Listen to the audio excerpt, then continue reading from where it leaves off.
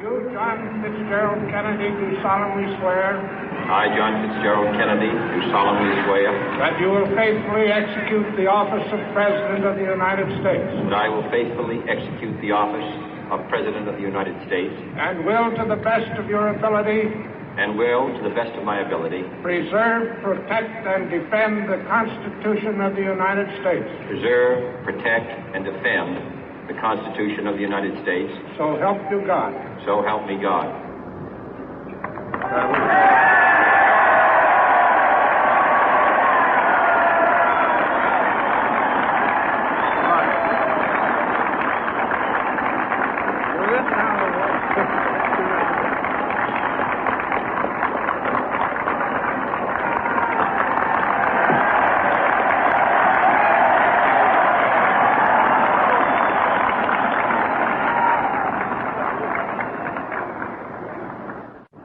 Vice President Johnson, Mr. Speaker, Mr. Chief Justice, President Eisenhower, Vice President Nixon, President Truman, Reverend clergy, fellow citizens. We observe today not a victory of party, but a celebration of freedom, symbolizing an end as well as a beginning, signifying renewal as well as change. For I have sworn before you and Almighty God the same solemn oath our forebears prescribed nearly a century and 3/4 ago. The world is very different now, for man holds in his mortal hands the power to abolish all forms of human poverty and all forms of human life. And yet the same revolutionary beliefs for which our forebears fought are still at issue around the globe. The belief that the rights of man come not from the generosity of the state, but from the hand of God. We dare not forget today that we are the heirs of that first revolution. Let the word go forth from this time and place to friend and foe alike that the torch has been passed to a new generation of Americans born in this century, tempered by war, disciplined by a hard and bitter peace, proud of our ancient heritage, and unwilling to witness or permit the slow undoing of those human rights to which this nation has always been committed and to which we are committed today at home and around the world.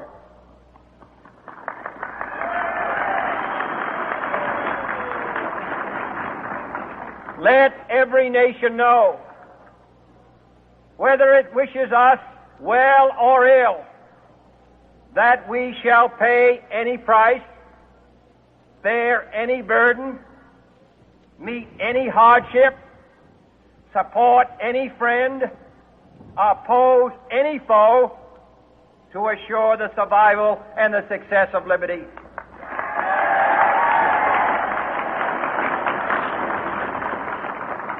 This much we pledge and more. To those old allies whose cultural and spiritual origins we share, we pledge the loyalty of faithful friends. United, there is little we cannot do in a host of cooperative ventures. Divided, there is little we can do, for we dare not meet a powerful challenge at odds and split asunder. To those new states whom we welcome to the ranks of the free, we pledge our word that one form of colonial control shall not have passed away merely to be replaced by a far more iron tyranny.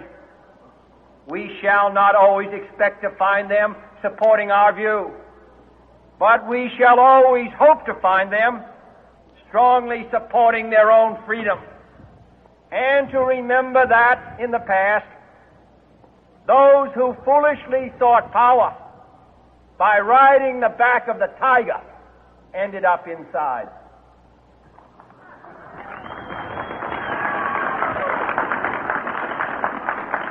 To those people in the huts and villages of half the globe struggling to break the bonds of mass misery, we pledge our best efforts to help them help themselves for whatever period is required, not because the communists may be doing it, not because we seek their votes, but because it is right.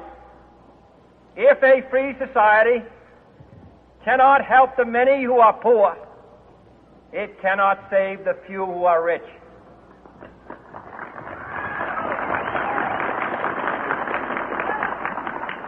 To our sister republics south of our border, we offer a special pledge to convert our good words into good deeds, in a new alliance for progress, to assist free men and free governments in casting off the chains of poverty. But this peaceful revolution of hope cannot become the prey of hostile powers. Let all our neighbors know that we shall join with them to oppose aggression or subversion anywhere in the Americas. And let every other power know that this hemisphere intends to remain the master of its own house.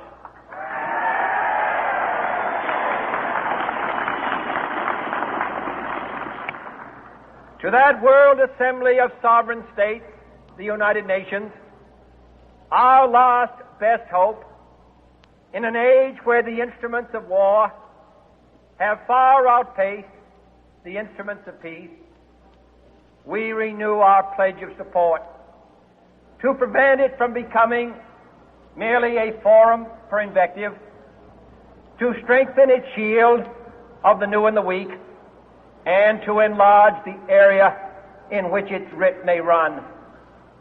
Finally, to those nations who would make themselves our adversary, we offer not a pledge, but a request that both sides begin anew the quest for peace. Before the dark powers of destruction, unleashed by science, engulf all humanity in planned or accidental self-destruction, we dare not tempt them with weakness, for only when our arms are sufficient beyond doubt can we be certain beyond doubt that they will never be employed.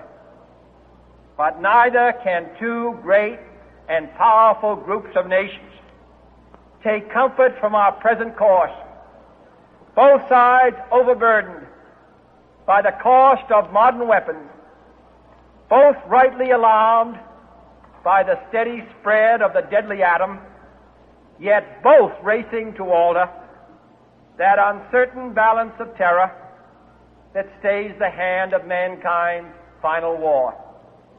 So let us begin anew, remembering on both sides that civility is not a sign of weakness, and sincerity is always subject to proof. Let us never negotiate out of fear, but let us never fear to negotiate.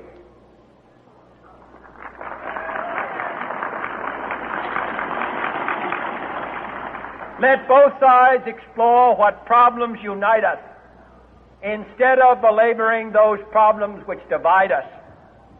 Let both sides, for the first time, formulate serious and precise proposals for the inspection and control of arms, and bring the absolute power to destroy other nations under the absolute control of all nations.